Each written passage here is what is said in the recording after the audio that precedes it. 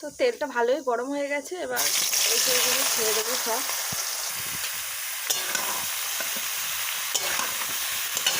আজকে একটু অন্য পদ্ধতিতেই রান্না করবো। অন্যদিন আগে ছাকা তেলে ভেজে নিই, আজকে মানে একবারে আলু আর এসব পুরোটাই একসাথে ভেজে নিচ্ছি। তো মা একটুখানি সেদ্ধ করেছে, যার জন্য আজকে রান্নাটা পুরোপুরি অন্যভাবেই করতে হচ্ছে। তো দেখতে থাকুন।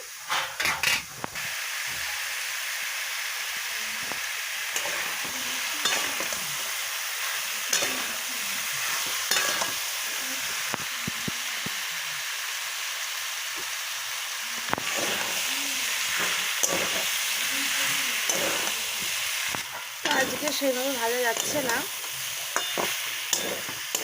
পুরো একটুখানি নরম হয়ে গেছে ছোটটা, একদমই কচি ছিল, তারপরেও মা কেটে দেওয়াতে একটু নরম হয়ে গেছে, একটু লেগে লেগে আসছে।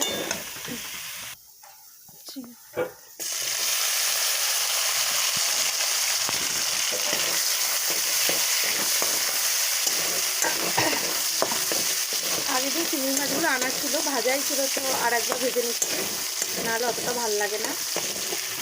না ভেজে নিতে একটু কড়া করে ভেজে নিলে ভালো লাগে। আর একবার ভেজে নিচ্ছি।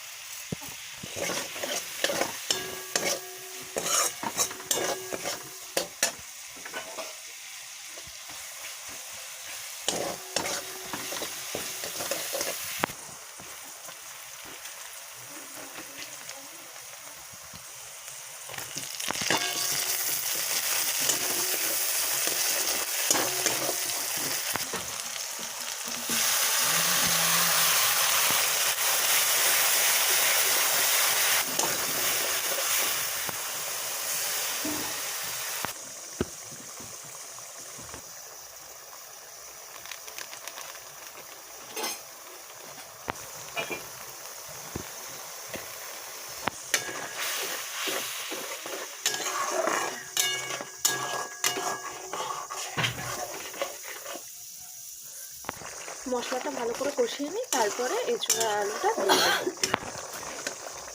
ভালো করে তেল ছেড়ে গেলে তবেই দিয়ে দেবো।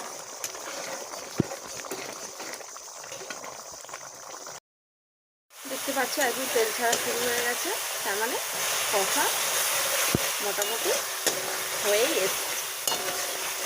এবার দিয়ে দেবো এঁচোড় আলুগুলো। এই দিয়ে দিলাম এঁচোড় আলুগুলো। আর এঁচোড় আলুগুলোকে হালকা করে কষিয়ে নেবো।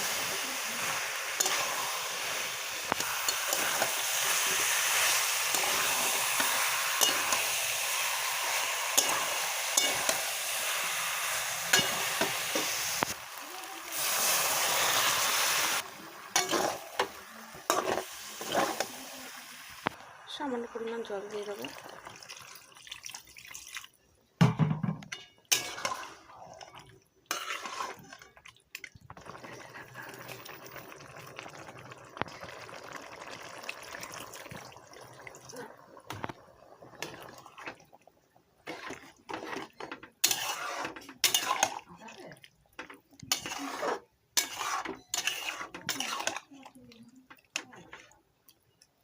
একটু ফুটে গেলে নামিয়ে নেব।